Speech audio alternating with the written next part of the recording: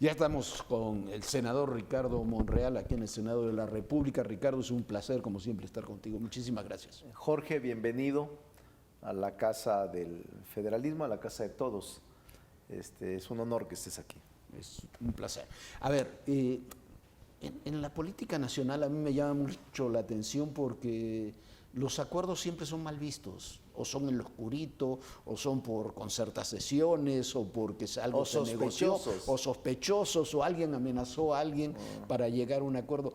Esta semana, el martes, se logró un acuerdo aquí en el Senado para un tema muy polémico, donde hay muchas posiciones, muchas de ellas legítimas, muy encontradas, sobre la participación de las Fuerzas Armadas en la seguridad pública.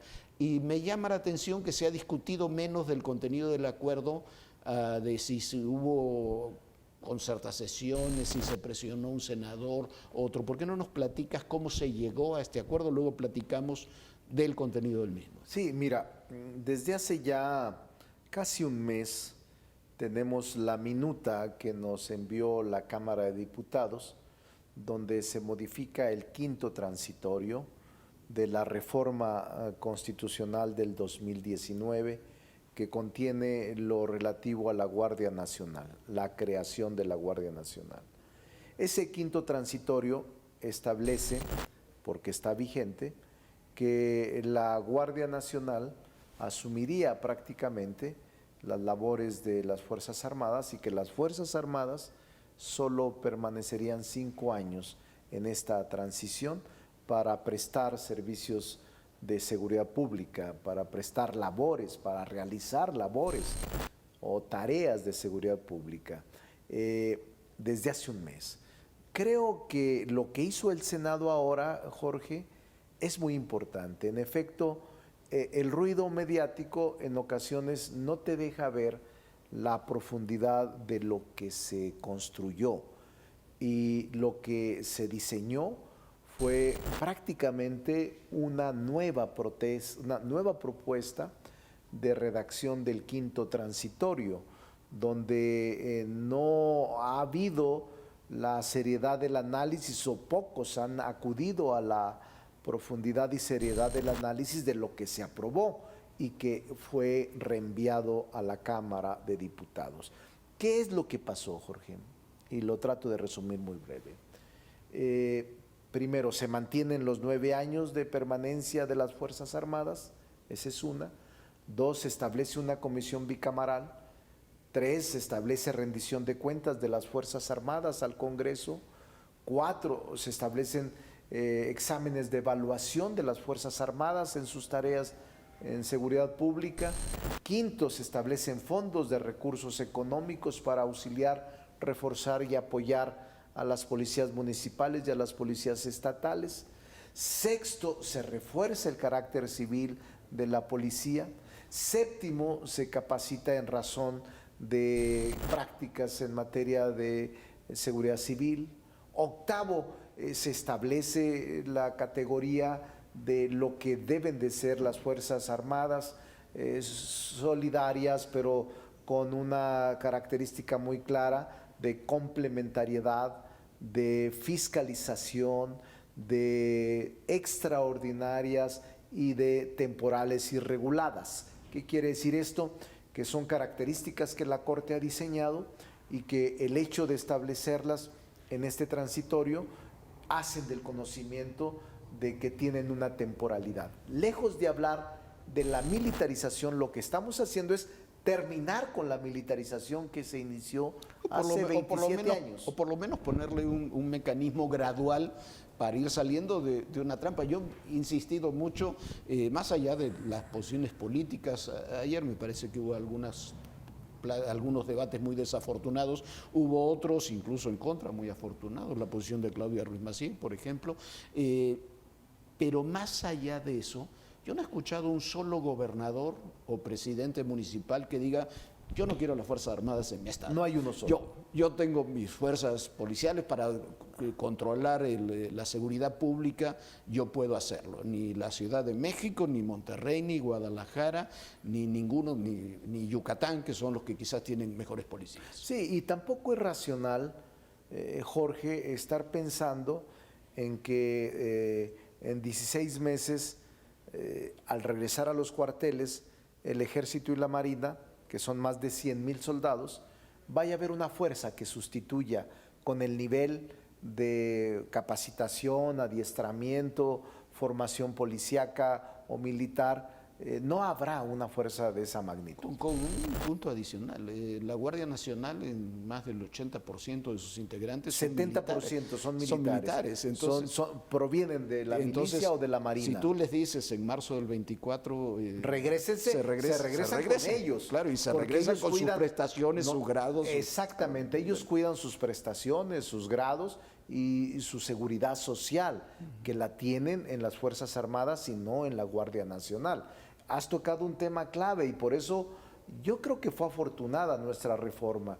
Y es curioso, Jorge, porque el martes la aprobamos y el miércoles quienes votaron en contra estaban en la Marina con el almirante desayunando, diciéndole, no es contra ustedes. ¿Cómo no va a ser contra ustedes? Los que votaron en contra, pues votan contra la permanencia de las Fuerzas Armadas en la calle.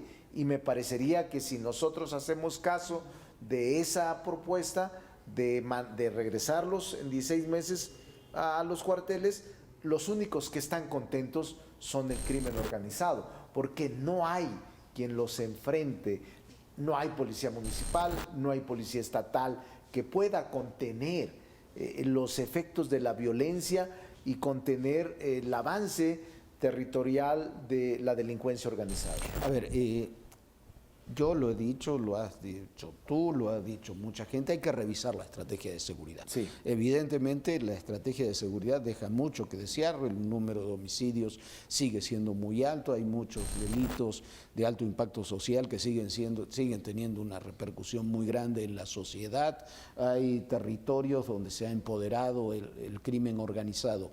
Ahora, revisar la estrategia de seguridad no implica acabar con los instrumentos que el Estado tiene para eso. Y los instrumentos son la Guardia Nacional, las Fuerzas Armadas, las policías estatales y municipales. Estoy convencido de que se requiere revisar la estrategia.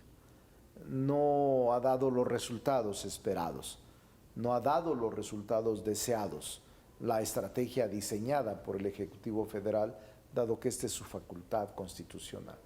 Pero yo sí creo que puede enriquecerse. De hecho, el Senado de la República es quien opina y aprueba la Estrategia de Seguridad Pública Nacional, y es el Senado mexicano el que recibe el informe de la Guardia Nacional y también lo aprueba y propone mejoría en el mismo. Entonces sí, Jorge, yo te diría que no tenemos por qué dogmatizar un plan, y si en cambio podemos revisarlo, mejorarlo, enriquecerlo o modificarlo. Lo que estoy convencido es que no hay cártel ni organización tan poderosa que pueda poner en riesgo o en predicamento al Estado mexicano. El Estado mexicano tiene capacidad de respuesta en sus Fuerzas Armadas que pocos conocen, y creo que les ha faltado instrumentos jurídicos que nosotros debemos dotarlos para que sea una lucha frontal, sin tregua y con eficacia y tareas de inteligencia. Quizás en esto hay también algo que señalas ahora, hay algo que también es muy importante, que es, dices, conocer al ejército mexicano, conocer a las Fuerzas Armadas en general. En este debate, en este de que se ha desarrollado en los últimos años, como los que se desarrollaron en el pasado, me parece que estamos pecando como sociedad de conocer muy poco lo que son, cómo funcionan y cuál es el propio ADN, vamos a llamar así, de nuestras Fuerzas Armadas, que es diferente. Antes con acusaciones que eran muy terribles, ahora con acusaciones muy terribles también, pero en las antípodas políticas. Hay que dar ese paso que dentro de esta reforma hay un punto de los informes del secretario de la Defensa, del secretario de la Marina, pueden lograr, si se hacen bien, un acercamiento entre fuerzas militares y clase política, vamos a llamarla así, que es muy importante. Contiene un elemento de valoración que poco se ha hecho. El dictamen que modificamos y que ya enviamos como minuta a la Cámara de Diputados, aprobado por mayoría constitucional, contiene mecanismos de control parlamentario que hasta este momento históricamente no se han contenido y no se han conocido desde el 1824. ¿Cuáles son esos mecanismos? Son facultades de control parlamentario consistentes en, primero, en esta facultad de nombrar la comisión bicameral, una de las dos cámaras, para poder recibir semestralmente informes de las Fuerzas Armadas permanentes sobre el desempeño de sus tareas, de las labores cotidianas que realizan, y no solo recibir semestralmente, Jorge, sino incluso proponer mejoría o proponer modificar la estrategia de que está llevando a cabo las Fuerzas Permanentes Armadas. Entonces, esta comisión se inscribe en un mecanismo nuevo, pero estos informes son pormenorizados, científicos, estratégicos, y es una comisión de alto nivel y tiene la posibilidad de hacer comparecer juntos o individuales al Gabinete de Seguridad Pública, al secretario de la Defensa, al secretario de Marina, al secretario de Gobernación, a la secretaria de Seguridad Pública, conjuntas o separadamente. Esta ya tendrá la obligación de comparecer, de hacer comparecer a cualquiera de estos titulares que ahora no los tenemos, Jorge. Ahora, cuando viene el Gabinete de Seguridad Pública, es una invitación. Solo comparece la secretaria, y los secretarios de Marina y de Defensa se mantienen callados acompañando a la secretaria de Seguridad, pero no tienen voz para poder debatir su propuesta o para poder informarnos sobre qué contiene su táctica y su estrategia contra la inseguridad como fuerzas permanentes en el combate a la delincuencia común. Es decir, son avances fundamentales, y yo creo que además de que tenemos esa posibilidad, también podríamos proponerle al presidente, en razón de los informes, modificaciones a la estrategia. Ahora no lo tenemos. Eso o apruebas o no, pero no puedes proponer. Y ahora hemos ido más allá. Por eso sí creo que contiene elementos fundamentales en los que podamos confiar y recuperar ese vínculo sociedad-militares, que no nos ubiquemos tan lejanos y como si nunca existiéramos. Entonces ahora podrán acudir, como en muchas partes del mundo, incluso Estados Unidos, citan a comparecer al comandante de las Fuerzas Aéreas, sí, o sea, del Comando Norte, del Comando Sur. Norte. Claro. Ahora el Senado mexicano y el Congreso podrán hacerlo y tener un debate franco con el titular de la Secretaría de la Defensa, con el titular de Marina, con el secretario de Gobernación en materia de seguridad pública. Es decir, Jorge, sí hay avances, y me parece que no se está deliberando sobre la profundidad de lo aprobado y modificado en el quinto transitorio. ¿Cómo recibió el secretario de Gobernación, el presidente de la República, lo resuelto este martes aquí en el Senado? ¿Cómo lo recibieron? Es buena pregunta, como todas. Yo estuve conversando con él. De hecho, te diría que en este afán con Adán Augusto, de colaboración de poderes, estuve platicando con Adán Augusto los últimos 8 o 10 días para esta modificación, y estuvimos intercambiando redacciones. Yo con los grupos parlamentarios redactamos, incluso con el PRI, con el grupo de contención, PAN, PRD, Plural y MC. El domingo pasado todavía estábamos sentados a las 10 de la noche. Repentinamente se levantó el PAN, y de los 13 puntos que planteaban, les atendimos 11, solo faltaron 2. Y a pesar de que la senadora Claudia Ruiz estaba al frente de la comisión, finalmente decidió votar en contra. Pero ella sabe que le aceptamos 11 puntos de 13. ¿Qué fue lo que no aceptamos, Jorge? Que eso fue lo que orilló a un sector del PRI votar en contra. Pero 9 votaron en favor de 13. O sea, la mayoría del PRI votó en favor porque era una propuesta sensata, construida con todos. ¿Qué fue lo que no pasó? Y no eran los partidarios de Alito, No hay eran que los- decirlo. No eran los partidarios, precisamente. Sino que era un grupo que nosotros no nos metimos a esa lucha contra Alito o sin Alito. No nos metimos a eso. Ni queríamos partir o dividir la alianza. No es cierto. Lo que queríamos era obtener la mayoría constitucional y pasar esta reforma. Pero ¿cuál fue la que no aceptamos? Ellos proponían que los exámenes de evaluación, los informes semestrales, el desempeño de las Fuerzas Armadas se hiciera a partir de ahora, cada 6 meses. Estábamos de acuerdo. En lo que no estábamos de acuerdo es que querían posponer la aprobación de la extensión del plazo hasta el 2024 marzo. Imposible, porque habrá elecciones, es un momento político más difícil donde habrá más polarización natural por la campaña política, 3 meses antes de la elección presidencial, 9 gobernadores en campaña, 500 diputados en campaña. No es el periodo para 128. legislar sobre la seguridad pública del país. No hay forma. Y entonces ella, precisamente, el grupo del PRI y el grupo de contención querían que se esperara una especie de condición suspensiva, que hasta en tanto rindieran el informe, nos volviéramos a reunir y entonces en el 24 les autorizáramos la prórroga. Inadmisible para nosotros, era muy complicado, pero de los 13 puntos les aprobamos. Incluso complicado 11. en nivel de gobernabilidad, ¿no? Se ponen en peligro, sí, sí. sería irresponsable. Pero yo les decía, ¿qué gobernador, qué presidente municipal se atreve a decir ahorita, yo no quiero la Guardia Nacional y no quiero las Fuerzas Armadas? No hay uno. No, claro. No hay uno porque racionalmente, sensatamente, prudentemente, estas Fuerzas Armadas no pueden ser sustituidas de la noche a la mañana, sino, como tú dices, gradualmente. Que te confieso una cosa, Jorge, a ti y al auditorio que nos ve, cuando discutimos en el 2019 y establecimos esta prórroga de 5 años, hubo militares que a mí me dijeron, senador, es muy poco tiempo, Claro. deberían darnos 10 años. Y los legisladores no hicimos caso a eso, sino que por nuestra condición aprobamos 5 años.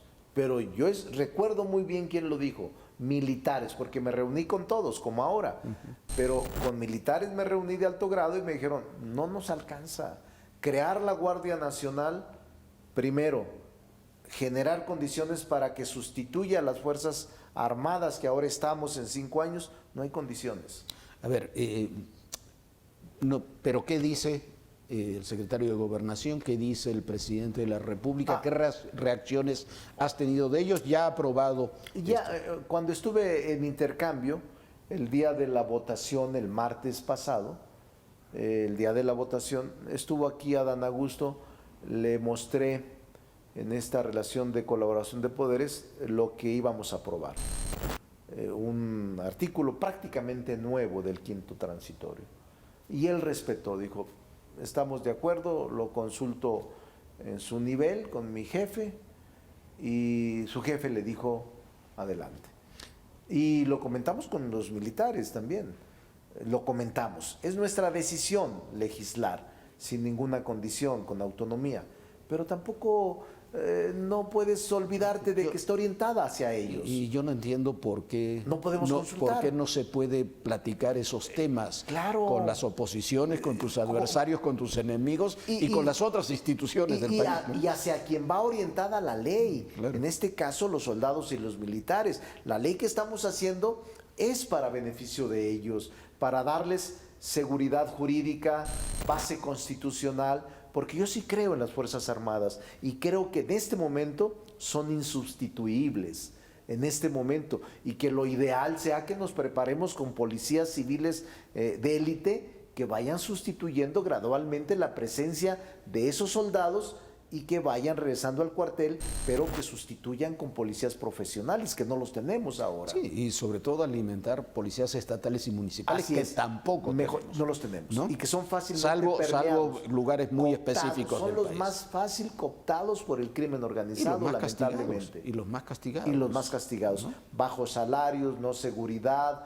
no estímulos, muy vulnerables frente a la delincuencia organizada. A ver, has ejercitado en estos 4 años aquí en el Senado, pero en estos últimos días y con este tema tan delicado en medio también de todo este debate sobre la presencia del ejército, el tema del ejército en Ayotzinapa y demás, una política de acuerdos que ha dado resultados, Sí. salió la resolución. ¿Cómo te perfila eso para un tema que tú has abordado, que es el 2024? Sí, yo creo que había personas, obviamente, que dudaron. O que esperaban un fracaso. Porque eso me hubiera sepultado en todas partes. Porque no se ve si ya aprobaste 50 reformas por unanimidad, se ve la última que aprobaste y esa es la que se te castiga o por la que se te cuestiona. Entonces sí jugué el papel a fondo, tuve el acompañamiento del secretario de Gobernación, sincero, franco, honesto, y lo logramos. Pero ¿cómo me coloca, cómo me sitúa? Te diría en un ser, en un aspirante vivo, en una gente que no va a abandonar sus aspiraciones, no voy a declinar, no quiero negociar y no estoy buscando puestos de consolación.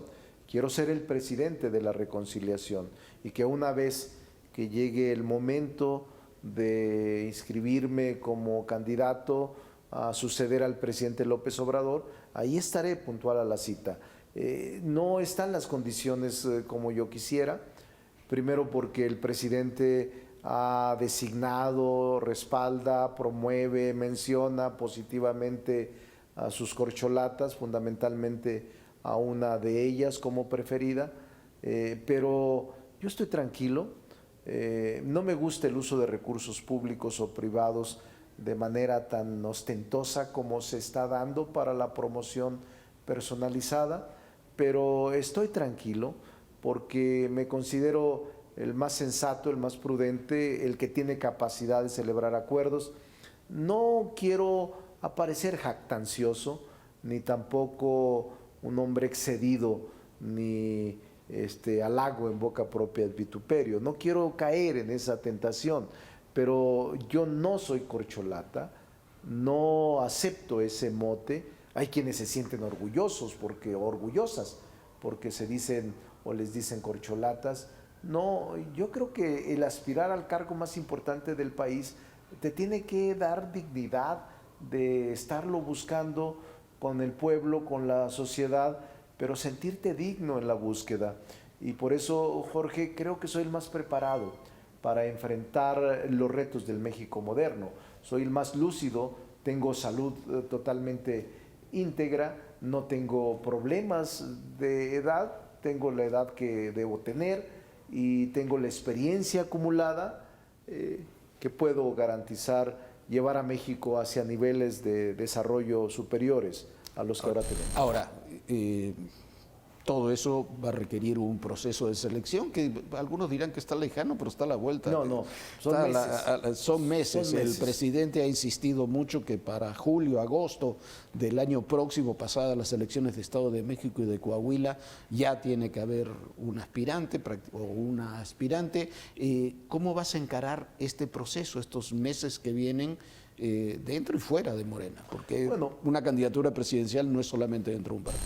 Sí, yo he definido que si, y lo he señalado insistentemente, que si es el partido el que organiza la encuesta, el que la canta, el que la describe y el que la resuelve, yo no participaré, porque es una farsa. Esos son dados cargados. No acepto que sea el partido el que promueva, el que levante y el que cante la encuesta. No sería conveniente prestarme a eso y ahí no participaría. Estoy planteando un ejercicio más amplio democráticamente, o bien como se hizo hace 12 años, cuando se inscribieron dos, Marcelo y el presidente López Obrador, con varias encuestas, que eran 3 encuestadoras, con ciertos interrogantes y preguntas, y en razón de la calificación de cada punto se valoró y se sopesó quién era el que tenía mejor posicionamiento frente al electorado. Algo así podría ser. Que en aquella ocasión fue un empate. Yo creo que sí. Sí, sí. Yo creo que sí. Por lo Pero menos bueno, lo que se dijo, pero bueno, es se otro dio tema. Marcelo, pues, es un asunto de él. Y yo no creo que Marcelo acepte regresar a este método de prácticamente imposición, arreglo y dados cargados previamente. Yo no lo aceptaría. Si él lo acepta, está bien, pero yo pintaría mi raya y no participaría en un proceso de esa naturaleza, porque es allanarte y simplemente legitimar una decisión ya tomada. Ricardo, muchísimas gracias por esta plática. Muchas gracias, Jorge. Gracias. Saludos al auditorio.